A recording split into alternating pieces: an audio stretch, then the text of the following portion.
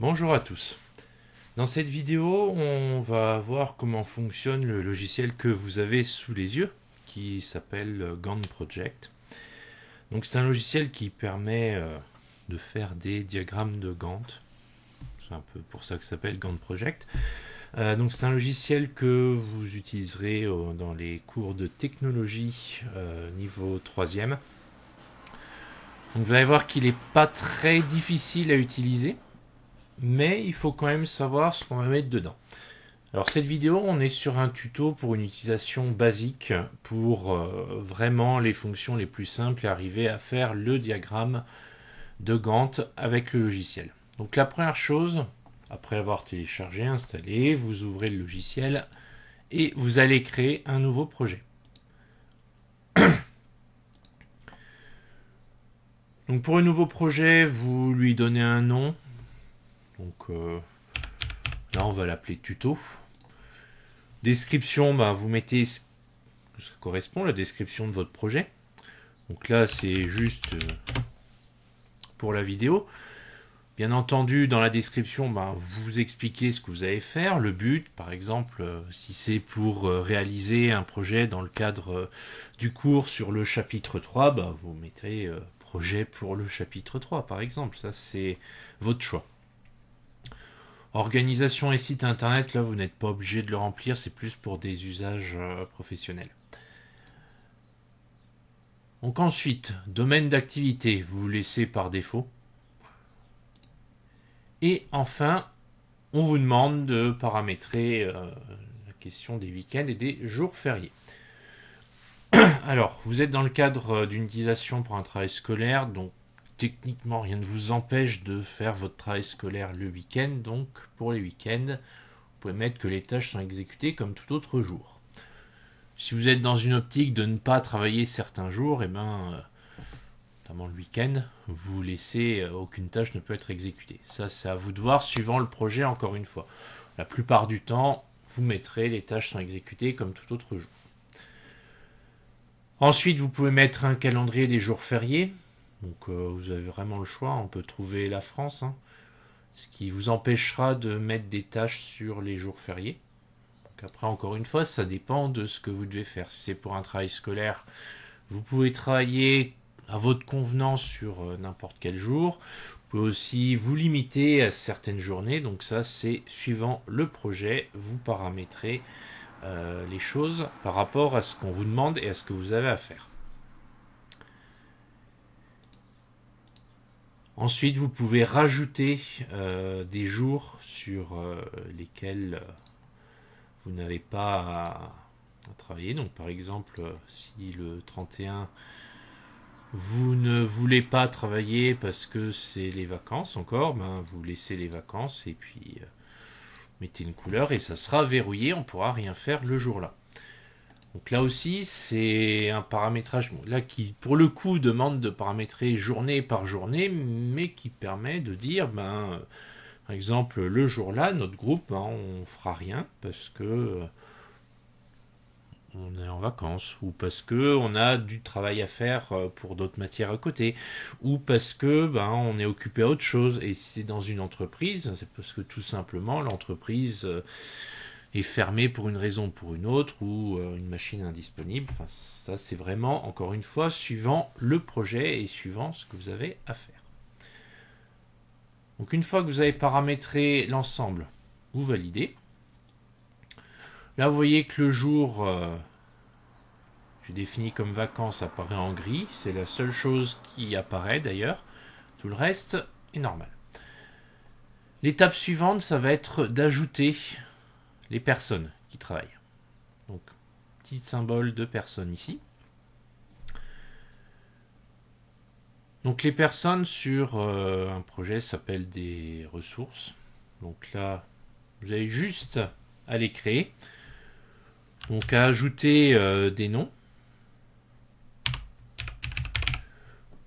Donc, par exemple, Léonie. Vous pouvez mettre des jours de congé, donc des périodes où cette personne-là ne travaillera pas. Vous pouvez éventuellement l'affecter à des tâches si vous en avez déjà créé avant. Si ce n'est pas le cas, vous ne pourrez pas le faire, vous le ferez après. Et le reste, il n'y a pas grand-chose à faire. Vous pouvez définir une personne comme chef de projet, et une seule. C'est un peu elle qui décidera de tout, après encore une fois, suivant les consignes qui vous sont données. Et une fois que c'est fait, vous validez. Et vous l'avez affiché dans la liste. Alors l'idée, c'est d'en créer quand même quelques-uns, quelques-unes, suivant le nombre de personnes que vous êtes. Donc, vous créez une fiche, une ressource pour chaque personne qui travaille. Donc, si vous travaillez en groupe, que vous êtes 3, ben, vous devez créer 3 ressources, une pour chacun.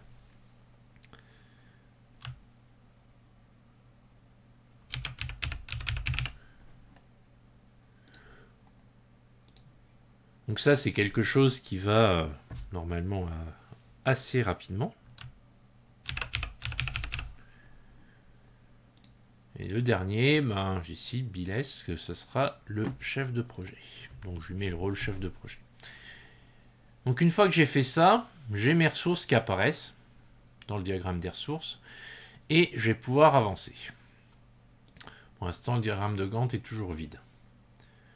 Donc derrière, je vais créer ce que j'appelle des tâches. Donc par exemple, première tâche, ce sera en charge de faire le PowerPoint. Donc je la crée, ensuite je double-clique dessus et j'ai cette fenêtre qui apparaît.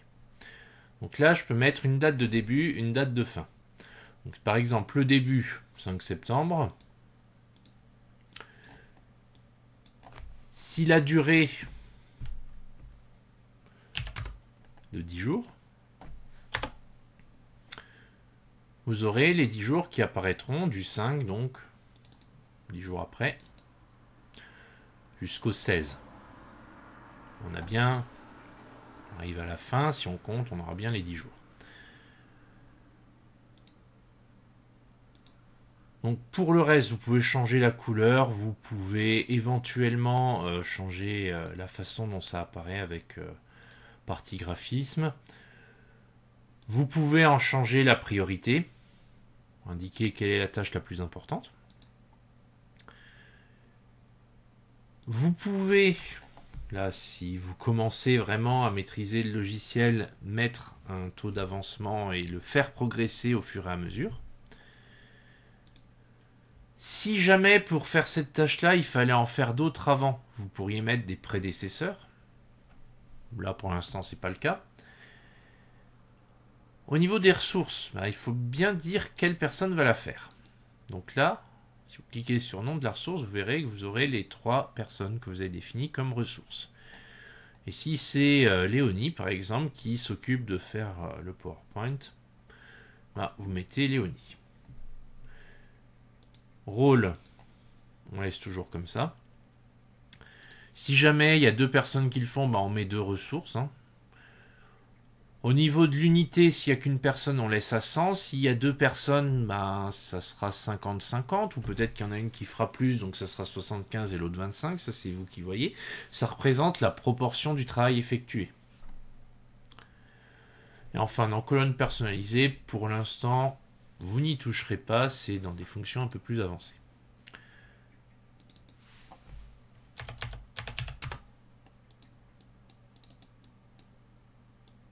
Donc là, ils sont 2 sur le PowerPoint, donc 50-50. Et si on regarde au niveau des ressources, et là, du coup, on voit qu'ils ont 50% du PowerPoint à faire. Et du coup, ça apparaît. Mais avant de faire le PowerPoint, s'il y avait autre chose à faire, comme par exemple faire de la recherche documentaire, on va le mettre aussi.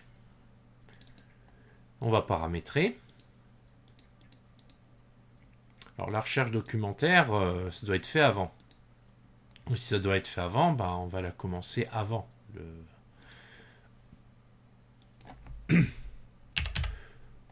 On va dire par exemple qu'il faut 12 jours de recherche documentaire. Et là, pareil, ça apparaît. Donc je rajoute des ressources. Là, il n'y a que Biles qui n'avait rien, donc on va lui mettre la tâche, histoire de répartir. Là, on voit que ça se chevauche. C'est là où je vous disais, l'histoire des prédécesseurs, ça peut tout à fait être à ce niveau-là. Donc là, en retournant dans PowerPoint, dans prédécesseur, je rajoute recherche documentaire. Et du coup, je valide et ça va me décaler le PowerPoint par rapport à la recherche documentaire. Et là, je commence à avoir un diagramme de Gantt qui se construit. Alors au début, vous ferez la même chose avec des choses assez simples. Et plus vous maîtriserez le logiciel, plus vous pourrez gérer des projets compliqués avec des tâches à faire multiples. Mais vous voyez, au niveau utilisation, c'est vraiment assez simple, plutôt intuitif. Donc maintenant, il n'y a plus qu'à essayer. Téléchargez le logiciel, testez-le, essayez, faites vos projets, vous verrez que vous n'aurez pas trop de difficultés normalement pour arriver au résultat attendu. Une dernière petite chose avec ce logiciel, c'est quand vous avez terminé votre projet. Bien entendu, entre-temps, vous l'enregistrez, ça c'est comme d'habitude. Mais vous aurez, une fois qu'il est terminé, à l'exporter. Donc, vous pourrez l'exporter soit sous forme d'un fichier Microsoft Project qui ne sera pas utilisé cette année, soit sous forme d'un rapport HTML qu'on n'utilisera pas non plus cette année en classe, soit sous forme d'un rapport PDF, d'un fichier image, là les deux qu'on pourra utiliser, puisque ce sont des fichiers que vous pourrez tout à fait rendre, soit sous forme de fichier CSV. Donc là non plus, cette année, je ne vous demanderai pas d'utiliser les fichiers CSV. Donc, votre choix ici, ça sera soit PDF, soit fichier image matricielle. Donc, image matricielle, soit PNG, soit JPEG. JPEG est un peu moins lourd, on peut partir là-dessus. Au niveau de tout ce qu'il y a là, vous aurez juste à dire où vous l'enregistrez, dans les fichiers documents par exemple, ça c'est vous qui voyez, sinon vous mettez parcourir et vous allez sélectionner un autre endroit pour l'enregistrer, et vous sélectionnez la plage d'export du graphe. Donc, normalement vous avez les bonnes dates qui apparaissent. Si c'est pas le cas, réglez bien la date de début au moment du début du projet et la date de fin à la fin du projet. Et une fois que c'est fait, vous n'aurez plus qu'à cliquer sur OK, vous aurez votre image qui reprendra tout ce que vous avez fait et qui pourra donc être rendu ou inséré dans un PowerPoint si vous avez à présenter votre boulot.